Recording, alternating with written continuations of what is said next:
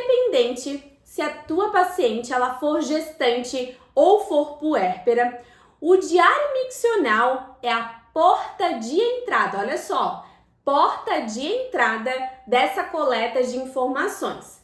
Então, o diário, ele é uma ferramenta validada pela ICS, que vai avaliar durante 3 dias a frequência de micções. Então, a paciente vai anotar ali no diário toda vez que ela foi ao banheiro durante esses 3 dias. Não é só a perda, eu vou avaliar ali também a quantidade de idas ao banheiro.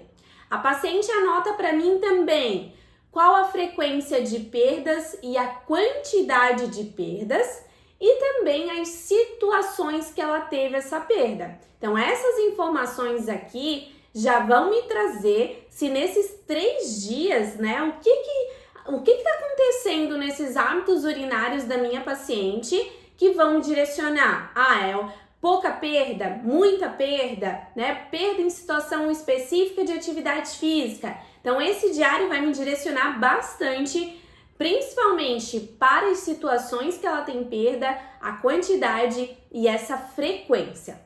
Outra coisa que tem no diário é a quantidade de ingesta de água. Então, a minha paciente também vai anotar se ela toma a quantidade ideal, se não toma, porque assim eu vou ver se a minha paciente está extrapolando uma quantidade de água no intervalo curto de tempo ou se a minha paciente, por ter perda urinária, ela está parando de tomar água. Então, nos 2 casos, isso é ruim, isso vai impactar para minha paciente lá nas perdas de urina dela. Então, eu tenho que analisar esse diário como um todo para que eu possa também verificar o que eu posso alterar ali nos hábitos de vida dela que vão reduzir essas queixas dela, essa perda de urina. Outra ferramenta que você deve incluir na sua anamnese perfeita para paciente com incontinência urinária de esforço é o ISIC. O ISIC-SF. O que é o ISIC? O ISIC é um questionário validado para o português que vai avaliar frequências de perdas, as quantidades de perda que a tua paciente teve, o impacto na qualidade de vida e também as situações de perda. Ele vai de 0 a 4 e quanto maior o score, pior é a situação de perda da tua paciente. Se você nunca viu o ISIC, você está perdendo uma ferramenta fantástica, porque ele é uma ferramenta validada e que ele pode ser aplicado durante ali o início desse acompanhamento. Então, a tua paciente chegou, ela vai responder aquele questionário no meio do tratamento, no final do tratamento, e com isso, com essas reaplicações desse questionário, a gente também vai monitorando a evolução da paciente. Então, é um ponto bem interessante aqui para a gente ir reaplicando, não só o ISIC, mas também o diário, para mostrar para a paciente em números o quanto ela está evoluindo, o que é muito legal, né? Isso empolga bastante a nossa paciente, porque mostra para ela, nossa, eu melhorei muito, olha só, eu tinha um score tanto e agora reduziu,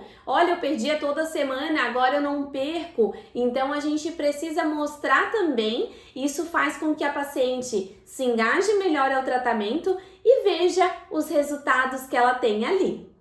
E agora, físio, eu sei que você também quer um direcionamento nas perguntinhas que você vai fazer para sua paciente. Então vamos lá, anota aí cada perguntinha e eu vou comentar cada pergunta que eu trouxe aqui para você. Então, primeira pergunta: qual o momento que a paciente tem perda de urina? Então, eu tinha perguntado lá atrás no vídeo só a situação de perda, mas aqui a gente vai aprofundar aí essa pergunta. Por quê? Porque eu vou chegar para a paciente, eu vou dizer assim, Dona Maria, em que situação a senhora perde urina? E ela vai me dizer. Só que a gente também pode direcionar, por exemplo, espirrando a senhora já teve?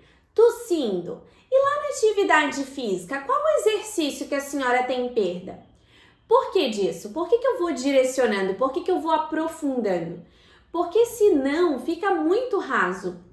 A paciente vai me falar, espirrando eu já tive, tossindo. ela não vai lembrar de outras situações.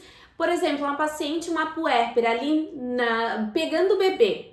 Eu tive uma perda ali. Mas foi como? Foi levantando esse bebê? Foi tirando ele do berço? Tá vendo como é diferente a gente ir direcionando essa pergunta?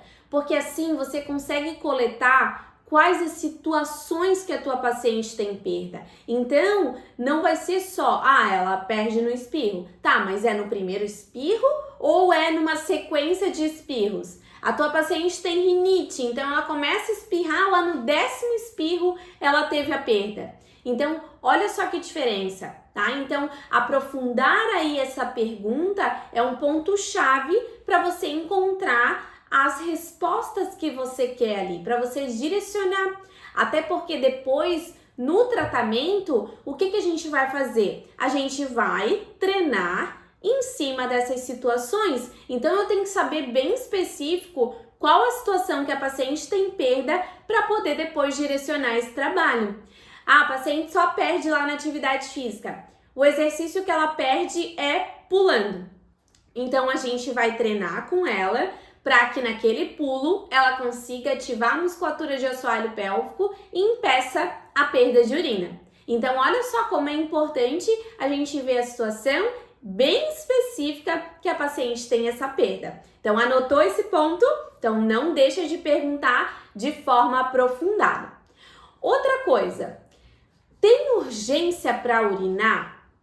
Ou também a paciente, perguntar para a paciente, você respeita o desejo, o primeiro desejo ali do xixi? Ou fica segurando até não aguentar mais?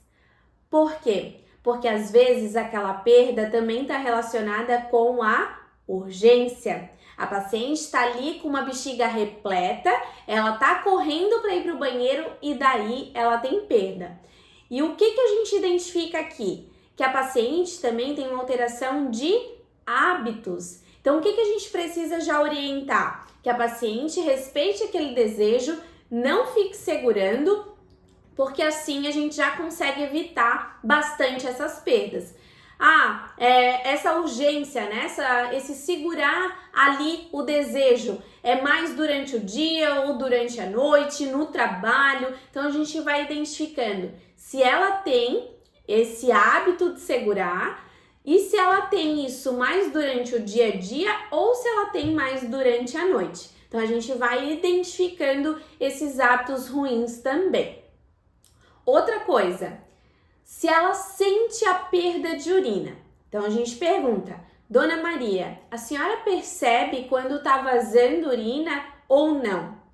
Porque o que isso mostra pra gente? Que ela pode ter alguma alteração de sensibilidade dessa região uretral, caso ela não tenha essa perda. Então, aqui eu já tenho um dano nervoso que provocou essa alteração e isso também pode estar provocando um dano motor e gerando ali uma alteração de continência. Então, a gente precisa saber se a paciente sente aquela perda de urina ou não, até para guiar melhor o nosso trabalho.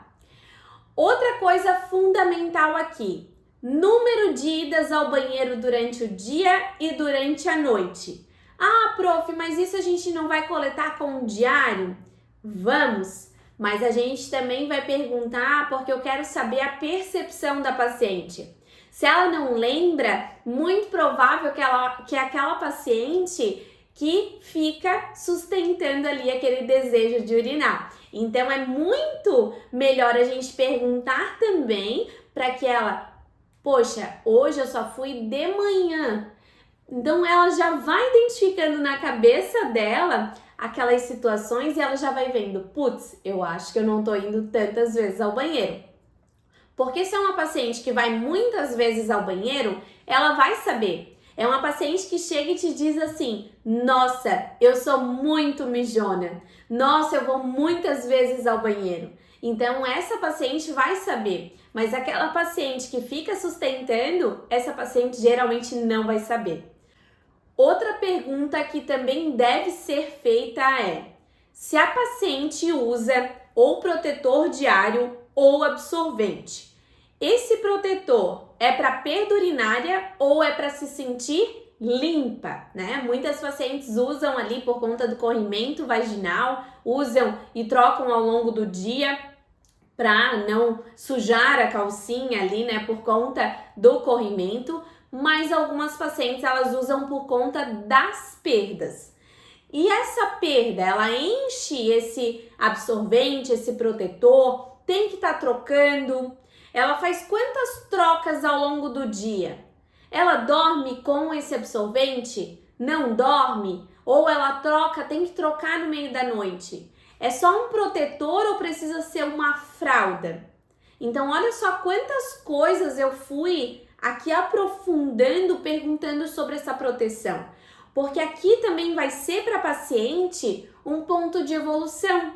A tua paciente que usava fralda, agora está usando um protetor diário. Olha que diferença. Olha o quanto a gente já evoluiu, né? Então, isso aqui também serve para mostrar a evolução, mas traz pra gente informações bem importantes de quão severa está também essa incontinência. E outra questão, a paciente que usa proteção, ela também às vezes fica confiando na proteção e acaba não utilizando as estratégias que nós passamos para ela para trazer a continência, como a contração da musculatura de assoalho pélvico. Então a gente vai tentando desmamar esse uso de proteção para que a paciente fique mais ligada e reaja ali aos aumentos de pressão intraabdominal, principalmente ativando a musculatura de assoalho pélvico.